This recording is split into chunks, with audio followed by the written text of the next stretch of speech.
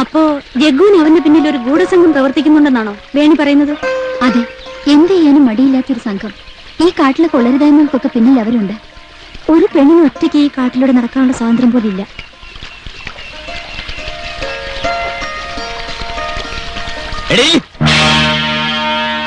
പറഞ്ഞു കേട്ട് എഴുതുന്നതിന് ഒരു ത്രില്ലുണ്ടാവില്ല റിപ്പോർട്ടറെ. നേരിൽ അനുഭവിച്ചെഴുതുന്നതാണ് സസ്പെൻസിനും സെൻസേഷനും നല്ലത്. അനുഭവങ്ങളില്ലെങ്കിൽ ഒരു പത്രപ്രവർത്തകയ്ക്ക് വളരാനൊക്കില്ല. പിന്നെ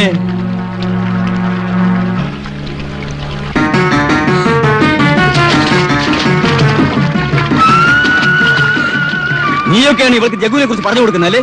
നിന്റെ ഒരു എഴുത്തും പത്രപ്രവർത്തനം.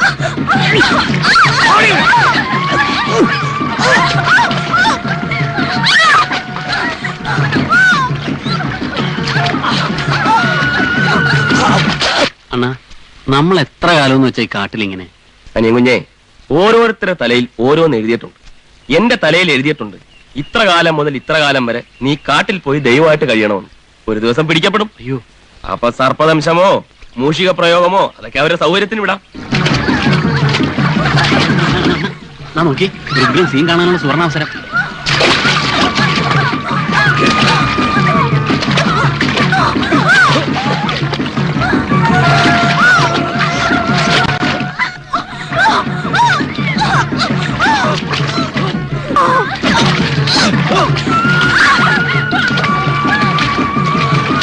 സംഭവം ഗുലുമാലാണല്ലോ. ഇടപെടാം. വേണ്ടണ്ണ, വല്ലതും നടക്കുന്നത് നടക്കട്ടെ, കാണാലോ. അയ്യണ വാ.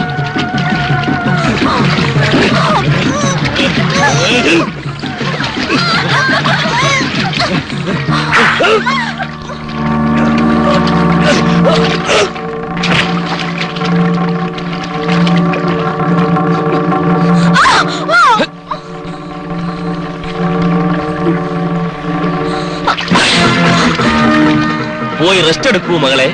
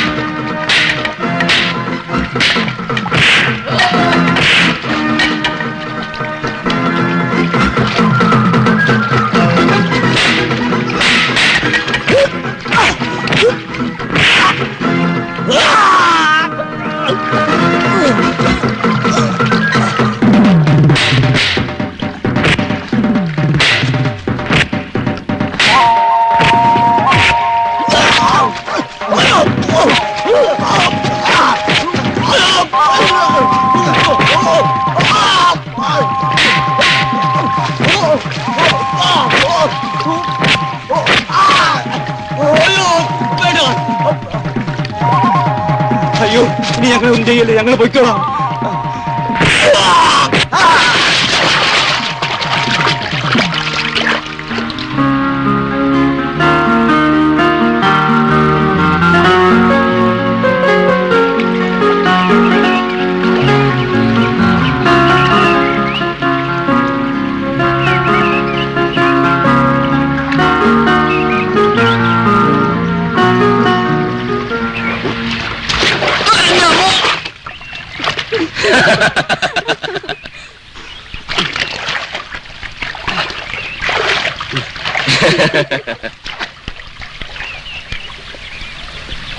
കൊച്ചുദേവര് ഞങ്ങളെ രക്ഷിച്ചു. അല്ല, ഞാൻ വെറും ഒരു ആജ്ഞാന വൃത്തി മാത്രം. ആശ്രമത്തിൽ ഞാൻ കാട്ടുതേൻ കുടിച്ചുകൊണ്ടിരുന്നപ്പോൾ പെട്ടെന്നൊരു അശരീരി കേട്ടു. വലിയ എടാ കൊച്ചുദേവരെ, കാട്ടരുവിക്കരയിൽ 4 കശ്മലന്മാർ 3 തരുണികളെ കശക്കിയെറിയാൻ പോകുന്നു. നീ ഉടനെ ചെന്നില്ലെങ്കിൽ അവരെ പീസാക്കും. ഉടനെ ഞാൻ വന്നു, രക്ഷിച്ചു. ഇതാ പോകുന്നു. ജേർണലിസ്റ്റേ, നാട് പോലെയല്ല കാട്. കാട്ടിൽ ഓവർ സ്മാർട്ട്നെസ് കൊണ്ട് ഒരു കാര്യവുമില്ല. സമയം പോലെ ആശ്രമത്തിലേക്ക് വരിക.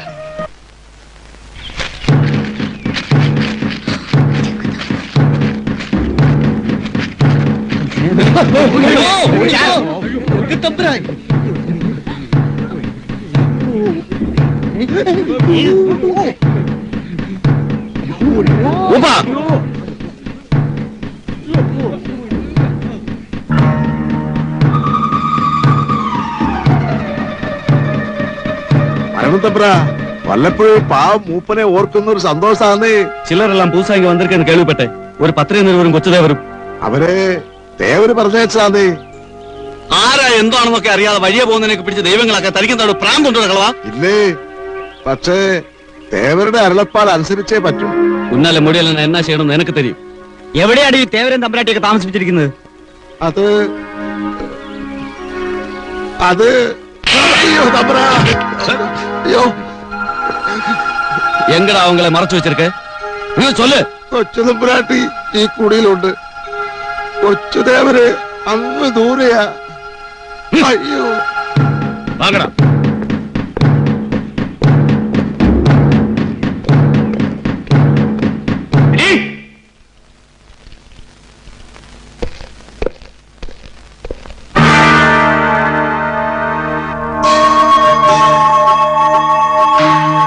என்னடி காட்டு ஜனங்களை திருத்தருக்கா வந்திருக்க?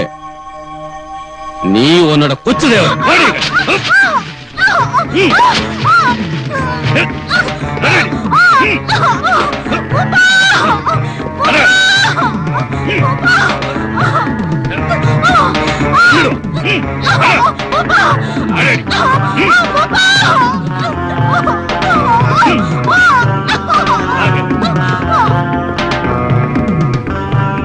அப்பா கொச்சு தம்பராட்டி.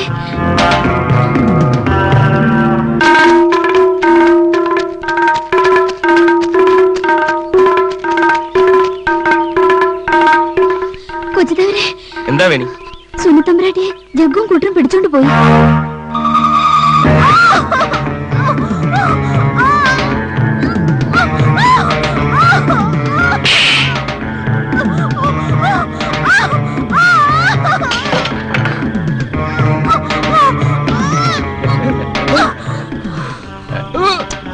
இப்படித்தாண்டா பொம்பளை கிட்ட நடக்கணும்.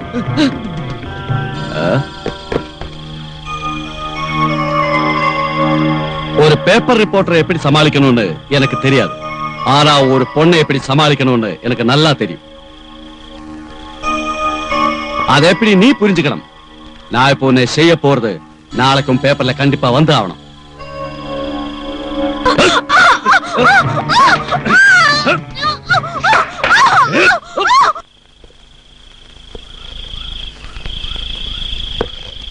ഓ കൊച്ചുദേവറോ, വാങ്ക വാങ്ക. ജഗ്ഗുവിന്റെ പേര് കേട്ടാൽ കൂമംകൊല്ലിക്കാട്ടിലെ ആനകൾ കൊമ്പൂരിയിട്ടിട്ട് പോകുമെന്നാണ് കേട്ടിട്ടുള്ളത്. ഒരു പെണ്ണിനെ കൈകാര്യം ചെയ്യാൻ ജഗ്ഗുവിന് ഇത്ര ആൾക്കാരെ പിൻബലം വേണോ?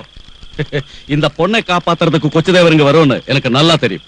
ஆனா உன்னோட சத்திய வச்சு இந்த பொண்ணை எப்படி காப்பாத்துறதுன்னு நான் பாக்குறேன். தேவரே!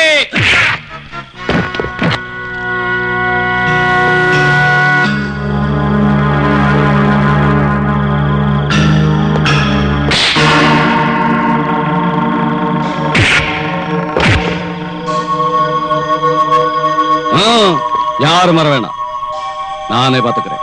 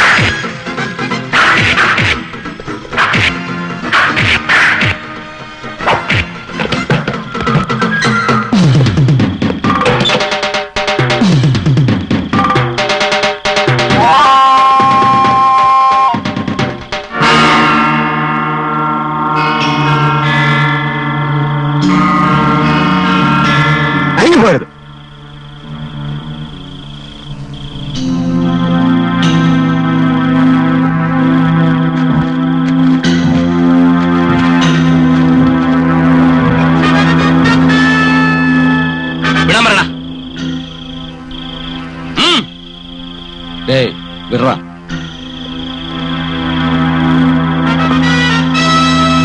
കൂടെ വരുന്നോ അതോ അനുഭവങ്ങളുടെ വെളിച്ചത്തിൽ എന്തെങ്കിലും റിപ്പോർട്ട് തയ്യാറാക്കാൻ? എങ്ങനെ? ഇല്ല, പോവാം.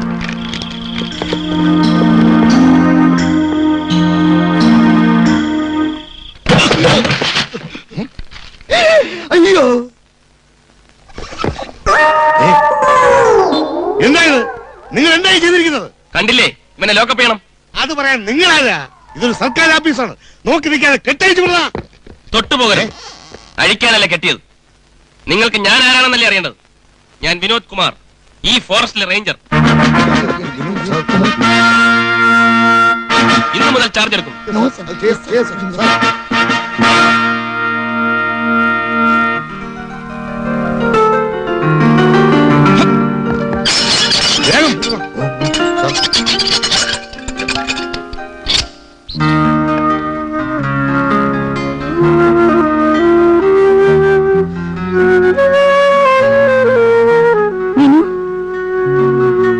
Good morning.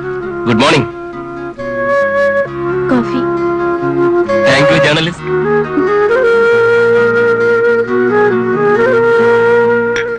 ആദ്യം കണ്ടപ്പോൾ ഓർത്തു ആളൊരു കുതിരയാണ്. പിന്നെ മനസ്സിലായി കുതിരയല്ല കഴുതയാണ്. ഇപ്പൊ രണ്ടുമല്ല, ഒരു സാധാരണ പെണ്ണ്. വിനു ഒരു തട്ടിപ്പുകാരനാണെന്നാണ് ഞാൻ കരുതിയത്. ഇപ്പൊ മനസ്സിലായി, എന്റെ ധാരണ പോലെയല്ല, യഥാർത്ഥ ദൈവം തന്നെയാണെന്ന്. പൂർണ്ണമായും ഒരു ദൈവം എന്ന് പറയാൻ പറ്റില്ല.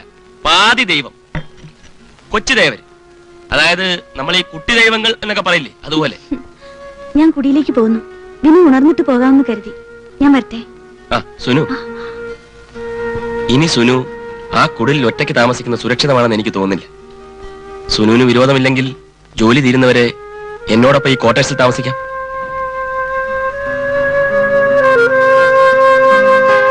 ശരി.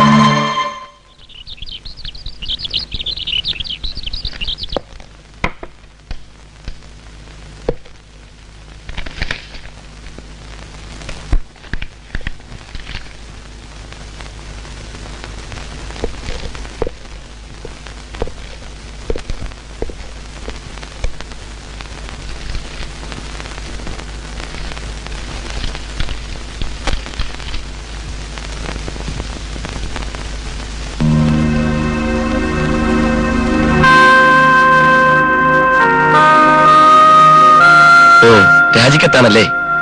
ഞാനിവിടെ ചാർജ് എടുത്തത് നിങ്ങൾക്ക് ആർക്കും ഇഷ്ടമായില്ലെന്ന് തോന്നുന്നു. അയ്യോ, അങ്ങനെയല്ല സർ. ഞങ്ങളിത് ചെയ്തില്ലെങ്കിൽ ജോസഫിന്റെ അനുഭവം തന്നെയായിരിക്കും ഞങ്ങൾക്ക്. ജഗ്ഗുവിനെ ഞങ്ങൾക്കറിയാവുന്നതുപോലെ സാറിന് അറിയില്ല സാർ. അവനെ എതിർത്തിട്ടുള്ളവരാരും ഈ ഭൂമിയിൽ ജീവിച്ചിരിപ്പില്ല സാർ. കുഞ്ഞുങ്ങളെ വളർത്താൻ വേണ്ടിയാണ് സാർ ഞങ്ങൾ ഈ വേഷമിട്ടിരിക്കുന്നത്. ഞങ്ങൾ മരിച്ച കുടുംബം വഴിയാധാരമായി പോകും സാർ. ജഗ്ഗു ഒരു ക്രിമിനലാണ്, എല്ലാ അർത്ഥത്തിലും ഒരു ക്രിമിനൽ. അവനെ പോലെയുള്ള കാട്ടുകള്ളന്മാർ രാജ്യത്തോട് ചെയ്യുന്ന അക്രമങ്ങൾക്ക് വളമിട്ട് കൊടുക്കാതെ അത് അവസാനിപ്പിക്കാനാണ് നമ്മൾ ശ്രമിക്കേണ്ടത്. അല്ലാതെ ഭീരിക്കളെ പോലെ പിന്മാറുകയല്ല. എത്ര ധീരന്മാരായിട്ടുള്ള ഫോറസ്റ്റ് ഉദ്യോഗസ്ഥന്മാരെയാണ് അവൻ കൊന്നൊടുക്കിയിട്ടുള്ളത്. അവരെപ്പറ്റി നിങ്ങൾ ചിന്തിച്ചിട്ടുണ്ടോ? അവരുടെ അനാഥമായ കുടുംബങ്ങളെ കുറിച്ച് നിങ്ങൾ ചിന്തിച്ചിട്ടുണ്ടോ?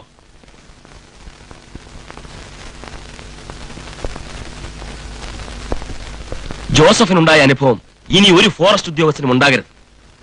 നമ്മൾ ഒരുമിച്ച് നിൽക്കേണ്ട സമയമാണ്. നിങ്ങളുടെ മേലുദ്യോഗസ്ഥൻ എന്ന നിലയ്ക്ക് നിങ്ങളെ സംരക്ഷിക്കേണ്ട ചുമതല എനിക്കുണ്ട്. നിങ്ങൾക്ക് എന്നെ വിശ്വസിക്കാം. ശരി ശരി സാർ.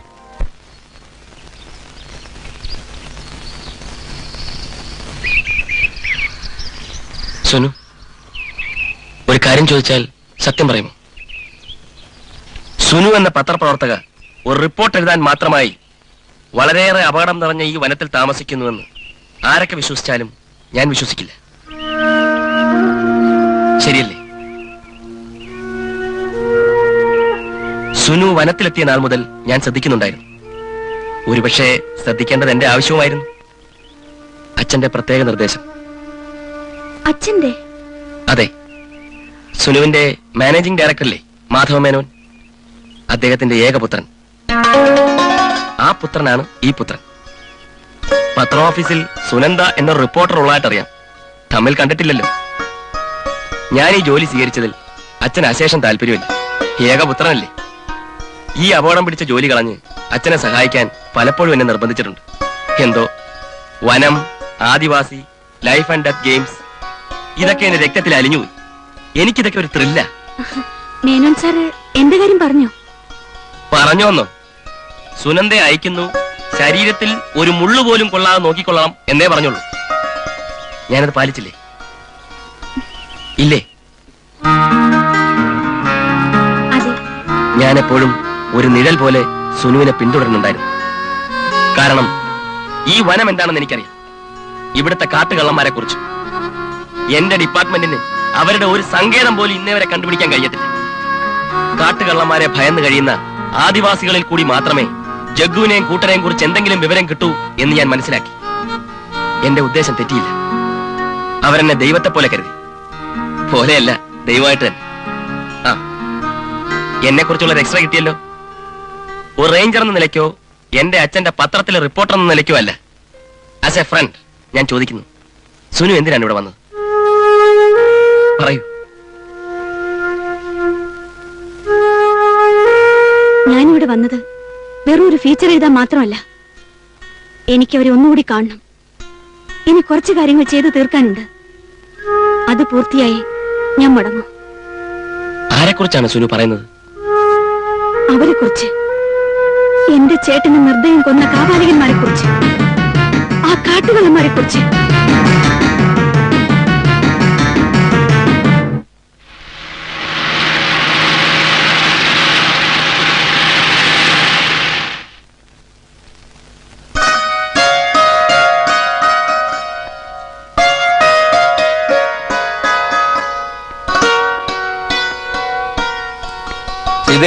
സീതേ, മോളെ സീതേ, എത്തിയോ? എന്റെ പൊന്നു ചേട്ടത്തിയമ്മേ, ഒന്നും ഇങ്ങോട്ട് ചോദിച്ചേക്കല്ലേ. വിശന്നിട്ട് കൊടല് കരിഞ്ഞു തുടങ്ങി. പോരുന്ന വഴി ഒരു കൂൾ ഡ്രിങ്ക്സ് വാങ്ങിച്ചു തരാൻ പറഞ്ഞിട്ട് ഈ ചേട്ടൻ ജീപ്പ് നിർത്തിയില്ല. പിന്നെ കാണുന്ന മുറുക്കാങ്കടയിലൊക്കെ കയറി കൂൾ ഡ്രിങ്ക്സ് വാങ്ങിച്ചു കൊടുക്കാനല്ലേ ഞാൻ പോയത്. കാരണം ഒന്നുമല്ല, വല്ല ആമ്പിള്ളേരെ എന്നെ നോക്കിയാലൊന്ന് ഭയന്നിട്ടാ. വിശ്വസുന്ദരിയല്ലേ? ചേട്ടന്റെ സ്വഭാവം എന്നെക്കാൾ അറിയാവുന്ന നിനക്കല്ലേ. പിന്നെ നിന്റെ വിശേഷങ്ങൾ കേൾക്കട്ടെ. പരീക്ഷയൊക്കെ ചൊവ്വ എഴുതിയോ? ആ പഴയ റൂമിൽ ജേർണലിസ്റ്റ് വേണു ഇപ്പോഴും നിന്റെ പുറകെ ചുറ്റുന്നുണ്ടോ? അയാളെ ഞാൻ എന്തെങ്കിലും കുത്തിക്കുറിക്കാൻ കാത്തിരിക്കുക, അയാളുടെ ഡൂക്കിലി വാരിയെ പ്രസിദ്ധീകരിക്കാൻ. നീ അവനെ കുരങ്ങെടുപ്പിക്കായിരിക്കും. പോയി ഫ്രഷ് ആകും, ഞാൻ ചോറെടുത്ത് വെക്കാം.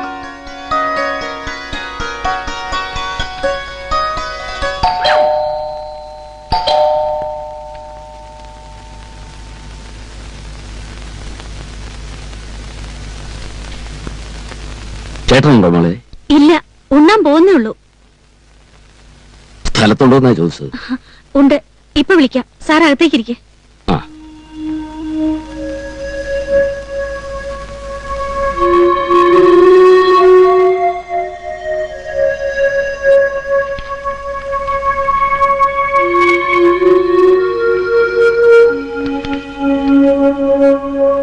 ഇരിക്കെ. രാജു സാറിനെ ബുദ്ധിമുട്ടിക്കാൻ ഒട്ടും താല്പര്യമുണ്ടായിട്ടല്ല, ഇതല്ലാതെ മറ്റൊരു വഴിയുമില്ലായിട്ടാ. മിസ്റ്റർ മാത്യുവിനോട് ഞാൻ പറയാനുള്ളതെല്ലാം ഓഫീസിൽ വെച്ച് പറഞ്ഞതല്ലേ. എന്നെ ഇവിടെ ഒന്ന് കണ്ടാൽ എന്റെ സമയം മെനക്കെടുത്താവുന്നതല്ലാതെ പ്രത്യേകിച്ച് യാതൊരു ആനുകൂല്യം കിട്ടാൻ പോകുന്നില്ല. മറ്റാരും ചെയ്യാത്തതൊന്നും ഞാനും ചെയ്തിട്ടില്ല. തടിലാറിയിൽ കഞ്ചാവ് ഒളിപ്പിച്ച് കടത്താൻ ശ്രമിച്ചത് നിസാര കുറ്റമല്ല, അതും കള്ളത്തടി. സാർ ഒന്നുകൂടി ആലോചിക്കണം. ഇക്കാര്യത്തിൽ സാറിനെ സഹായിച്ചാൽ സാറിന്റെ ജീവിതകാലം കിട്ടുന്ന ശമ്പളത്തിന്റെ ഇരട്ടി ഞാൻ തരാം. ഇതുമൂലം മറ്റെന്തെങ്കിലും പ്രശ്നം വന്നാൽ അത് ഞാൻ കൈകാര്യം ചെയ്തോളാം. അറിയാതെ പോലും ആരെയും ഉപദ്രവിക്കരുതെന്ന വിശ്വാസക്കാരനാണ് ഞാൻ. സാർ എന്നെ സഹായിക്കില്ലെന്ന് തീർച്ചയാണോ? മിസ്റ്റർ മാത്യുവിന് ഇനിയും സംശയമുണ്ടോ? ഉണ്ട്.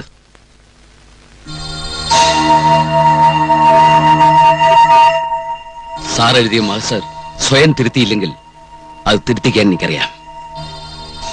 പിടിച്ചിട്ട വണ്ടികൾ കൊണ്ടുപോവാനും എന്റെ മാന്യതയ്ക്ക് ഞാൻ വന്നത്. അത് നഷ്ടപ്പെട്ടാൽ ഈ മാത്യുവിന് പുല്ല. നിങ്ങൾ ചൂടാകേണ്ട കാര്യമൊന്നുമില്ല. എനിക്ക് ചെയ്യാനുള്ളതെല്ലാം ഞാൻ ചെയ്തു, ഇനിയും ചെയ്യും. നിങ്ങളാലാവുന്ന നിങ്ങൾക്കും ചെയ്യാം.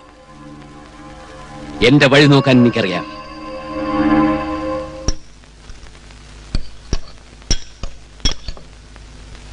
അയാൾ ആരാ ചേട്ടാ? അയാള് കഞ്ചാവ് കടത്താൻ ശ്രമിച്ച 2 തടിലോറികൾ ഞാൻ പിടിച്ചു. അത് വിട്ടുകൊടുക്കാൻ പറയാൻ വന്നതാ. ചേട്ടനെ ഒന്ന് വിരട്ടിയിട്ടാണല്ലോ പോയത്. ആ, ഇതൊക്കെ പതിവല്ലേ. ഈ ഉദ്യോഗം വേണ്ടെന്ന് പറഞ്ഞ കേക്കില്ല. വല്ലവന്റെയും ചീത്തയും ഭീഷണിയും കേട്ട് കഴിയണ്ട ഗതികേടൊന്നും ഇവിടെ ഇപ്പോഴില്ലല്ലോ. ജോലി രാജിവെച്ച് നാട്ടിലെങ്ങാനും പോകാമെന്ന് ഞാൻ എത്ര തവണ പറഞ്ഞു. ഒന്നുമില്ലേലും മനസമാധാനമെങ്കിലും ഉണ്ടാവുമല്ലോ. എന്റെ ചേട്ടത്തി ഒരു പേടിത്തുണ്ടിയായി പോയല്ലോ. ഇത്രയും ത്രില്ലുള്ള ജോലി വേറെ ഏതുണ്ട്? കാട്ടുകള്ളന്മാര് ചേസ് ചെയ്ത് പിടിക്കുക, ഇടിക്കുക, ഭീഷണിയെ നേരിടുക. ആഹാ, ബ്യൂട്ടിഫുൾ ജോബ്. ചേട്ടന് പറ്റിയ അനിയത്തി തന്നെ. ഇനി ഞാനൊന്നും മിണ്ടുന്നില്ല. ഞാനൊരാണായിരുന്നെങ്കിൽ എന്റെ ചേട്ടനെ തന്നെ ഞാൻ ഫോളോ ചെയ്തേനെ. മോളെ, അധികം പൊക്കല്ലേ, എന്റെ തലയെന്ന് മേലെ ഇടിക്കും.